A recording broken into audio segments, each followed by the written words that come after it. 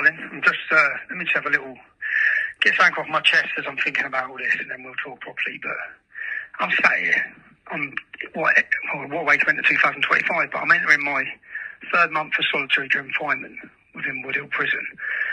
After 42 days, they had to go to the government after 42 days of isolation. So whose decision is it? Because I know people get frustrated with the prison. It's not the prison. All decisions to do with me and nothing to do with the jail. They're coming from the government. That was I had to give a written response to my opinion on my isolation. After 42 days, it was going to the government for them to continue doing it. So I wrote my written response, which said, this doesn't have to happen. When I come in here, I sat down with a psychiatrist, and I said to her, what's 9 months of solitary confinement going to do to me? She said it's going to be devastating for your mental health. So I said, so why are they doing it? And 2 weeks ago, this week, I sat down. Every 2 weeks, I have a meeting with the governors, and the mental health team are there. Psychiatrists are there, mental health, probation, independent monitoring board. They're all there every 2 weeks because I have to have it because I'm on solitary confinement. And this week, I said, I'm going to say this because I feel different. I'm telling you, I know how I feel. I feel different. I know I'm only 2 months in. So why am I still being held in solitary confinement? Why am I not in a DCAT prison? And there's a mental health team there. I said, let me just ask you, is this good for me? She said, no. I said, how bad is it? Because I know how bad it is because I remember what happened last time. So I said, so why are you doing it? Why are you doing it? And I'm a civil offender, so I got 18 months, which is insane anyway, for playing a film that they said wasn't in the public's interest. Well, I think it's on 115 million views. It certainly was in the public's interest, yeah? But they sentenced me to 18 months. Now, as a civil offender, you go to an open prison. What's the difference between that and how I'm being held? Well, open prison, you get a job outside. You have a car. You go to work. You go stay at home 5 days a month. You have town visits with your family. So that is the only prison you go to for committing civil offences. You're unshipped to a maximum security jail housing the worst Muslim gangs and jihadists in the country. And then they use that then to say you have to go on solitary confinement. And what is solitary confinement? Well, rapists and terrorists are not on solitary confinement. Jihadists aren't. Axel, who done his little stabbing spree, the Muslim lad, I was in Belmarsh on solitary confinement. He was 2 cells above me on healthcare. He's got a job. So they're not under solitary confinement. What day is it today? It's Thursday. My routine tomorrow, Friday. At 8:30, because people say, yeah, I've got the gym. I have got the gym. So at 8:30 in the morning, I'll get collected for the gym. I'll get taken over to another 8 empty unit. I'm on a wing with 16 cells. It's just me. Yeah. Then I get taken through 19 sets of doors to another unit. It's a high security, maximum security unit where I'm allowed to use a gym. I'm on my own. So they lock me in a little small gym area. So I go there on my own. They lock me in a gym. I work out. Yeah, I'll do an hour run. I'll go on the bike for an hour. And then I bang the door. And then they'll open the door and they'll bring me outside. And then there's like an exercise yard. So I'll walk around that on my own. I'll do 40 minutes on my own. Yeah. And I'll have that. And then they'll bring me in. Then they'll bring me in. I'll go in the shower room. Luckily, on my own. Yeah, on my own in the shower room. But that's my routine. And then at 11:30, I'm put back in my cell. And then from 11:30 till the next morning, I'm sat in my cell. So 21 hours a day, I sit on that bed. Now, I wouldn't be moaning. I don't want people to feel sorry for me, but if the injustice of it all is, this shouldn't be happening. Why shouldn't it be happening? Because that's mental torture. Google solitary confinement. It's a decision that that their own mental health teams in here have said will be devastating for my mental health. Yet the government are making a decision to hold me in these conditions for 9 months. I asked this week, how long will I be held like this? 9 months. So you're not going to send me to an open prison? Why not? Why not? And what's the difference? When I got sentenced in Belmarsh, when I got to prison, everyone who goes to jail now, because the prisons are full, everyone gets 60% off. Not me. I wasn't allowed 60% off. So everyone does. Everyone. I'm in every single prison. Because I'm not a criminal offender. I'm a civil offender, so I shouldn't even be in it. I'm not a criminal offender, so I get the 50% off. They get 60. I think some of them get 70 from January. But that's only a difference of a month off. But that's a big difference when someone's sitting on solitary confinement, because I shouldn't be sat on solitary confinement. Now, when you take the 60% off, so if I was an 18-month sentence, criminal, if I'd raped someone, and I was in here for rape or something, I'd get 18 months.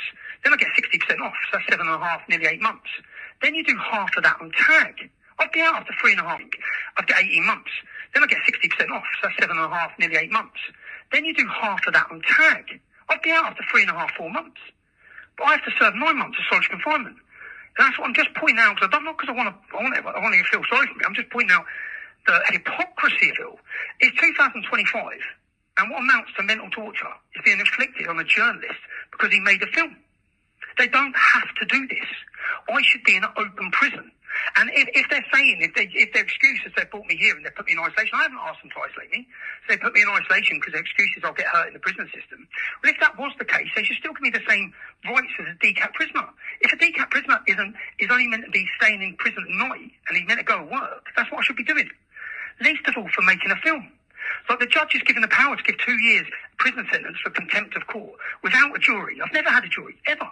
So a 2-year prison sentence, but he wouldn't be given that if it was 2 years of solitary confinement. It's insane.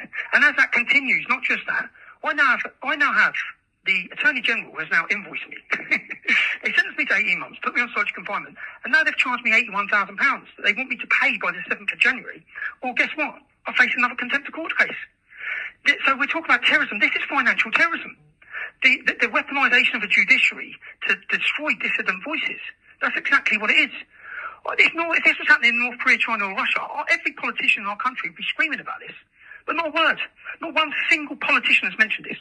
No, if you have a film which is an expose of the corrupt judiciary, which is the most watched documentary Britain's ever seen, and not one MP spoke about it, or mainstream journalists, not even GB News.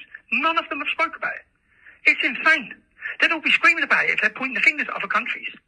But again, this ain't so people feel sorry for me. The Justice Nicklin thought he could inflict a gagging order. They think they can lock up the truth. As I said, the film's got 150 million views. How's that going?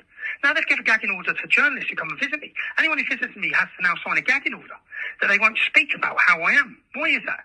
Probably because they know full well that there's a downward spiral of solitary confinement. That's what's going to happen. They know what's going to happen. They have their experts, their mental health teams, which I've asked myself. So they know full well the consequences of isolating someone for 9 months. Will it break me? That's it. When you understand why they're doing it, it is to break me. That's the intention of it. It won't break me. I'll come out of here with my head held high, whether it be from a DCAT, which I doubt, but I'm grateful that I'm grateful that he's going to be fighting this, because he always taught me to fight everything. He's me fighting this through the legal system. I don't have much hope in any of the legal system because there's no jury. I've never had a jury. I face a terrorism case on the 20th of March. Now I face a terrorism case because I didn't allow the police access into my phone. They stopped me under terrorism legislation at the border, and then they said, we know you're not a terrorist, but we have the power to do this. So you have the power, you abuse your powers. Terrorism legislation wasn't brought in so you can stop journalists at airports. Why do they want to get into my phone? Because my next episode and my next documentary, everyone's talking about Muslim grooming gangs today. Everyone. My next documentary proves that they're not just Muslim grooming gangs. They're Labour's Muslim grooming gangs. And we have covert recordings that make allegations against leading Labour politicians who were involved in sexual exploitation of children. They're politicians. That's why they stopped down terrorism legislation. And I have, as a journalist, I have a right to protect my source of information. So I didn't give them access to my phone. I now face a terrorism trial. How many journalists have spoke up about that? 0. How many politicians have spoke up or defended my name in that? 0. We have to rely on leading figures from around the world. I think today, Dutch politicians, Danish politicians, Polish politicians, Australian politicians, American politicians are speaking up. Where are the British politicians? Still be under censorship. Still people wouldn't know the truth. There is a mass awakening happening out there and they can't stop it. So long as there's free speech. Free speech is the most important thing. Free speech is the hill I will die on. I played this film. I made that film available to the public. Not because they were gagging me, because they were gagging you. They're silencing you. They don't want you to see the truth. That's what this has been about. It's not about me. It's not about people like me. It's about the wider public not knowing what's going on. It's why Jess Phillips doesn't want a groom gang scandal. It's why all of them have acted day in, day out to cover this mess up, because the mess highlights their failures, government failures, open border immigration failures, their failure to tackle these problems. And instead they crush us. How's that working? Have you silenced us? How many views is the film on? How many people are listening now? Has it worked? It's not going to work. You can't look up the truth. Your attempt to look up the truth will not work. As I said, I'll come out of here. My next documentary is going to expose Labour massively. It doesn't matter how long you lock me up here for. And I expect them to come in with more charges. I expect them to try and do everything they can, because the public right now are listening. The world is watching. The more you try and crush us, the more you try and mentally break us, the more support we will gather. And people aren't buying your nonsense anymore. And this, again, I don't want people to be feeling sorry for me. I just want to point out their injustice, their lies. This doesn't have to be, my sentence doesn't have to be lies. I shouldn't even be in jail. I shouldn't be in jail, but I was willing to come to jail to put them on trial. I said that in the build-up. I'm not on trial here. The judiciary is, and right now the world, I'm not humiliated in the world's eyes. You are. The British judiciary is a laughing stock to the entire globe. The politicisation of our judiciary, the weaponisation of it, and right now our prison system is the whole world's watching the failure and the attempt to mentally break a British journalist for daring to expose their corruption. So I'm glad I got that off my chest.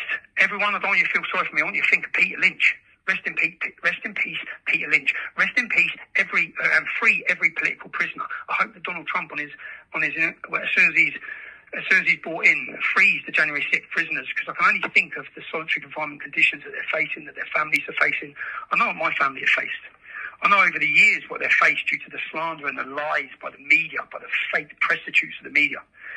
And to my kids, I absolutely love you and miss you. And every step and every move I've made, you have to follow it. And every sacrifice I make means you have to make sacrifices. So I apologise for that.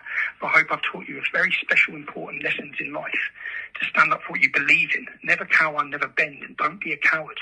Always stand up for the truth. Because the truth matters. And in the long run, people will see. As they are now. So I love you and I miss you, kids. And Jay, I'm sorry about everything. So I love you all. All right. And I can't wait to be free. But until that point, our voices, the voices of survivors of sexual exploitation and Islamic grooming gangs, their voices are echoing around the world today. It's a great sight to see us sat in this cell. I may sound a bit of stress now, but I am stressed anyway. Do you know, I'm stressed because even when it comes to visits now, I don't want to go on a visit. And that's isolation. So I know what months of isolation does. You then don't want to go out. I don't want to come out of the cell door. I go every morning and I'll continue to go every morning. I'll continue to have every visit. But I find a visit difficult. That's madness. But that should not be inflicted on a person. They should not be free to do that. It's not happening to the jihadists. It's not happening to the rapists. They're not allowed to do it to them. Why are they allowed to do it to me? Because they've made me that toxic that everyone's too scared to even speak about it. Even the reform MPs won't speak up about the mess. But I'm grateful to, you see, all the journalism, all of our activism, all our content. The most important work we've done was during our time of censorship. And right now the world's watching it. And it's great to see. It's great. It's a great feeling for me. And none of that work would have been possible without the people who support my work and support me. The thousands of you who have wrote me letters. Every time, if I feel down in here, I just pick up my sacks of mail that are working through. I pick up my sacks of mail and I don't feel down. I feel inspired. So keep fighting. And I hope that this sentence and the film exposes their corruption.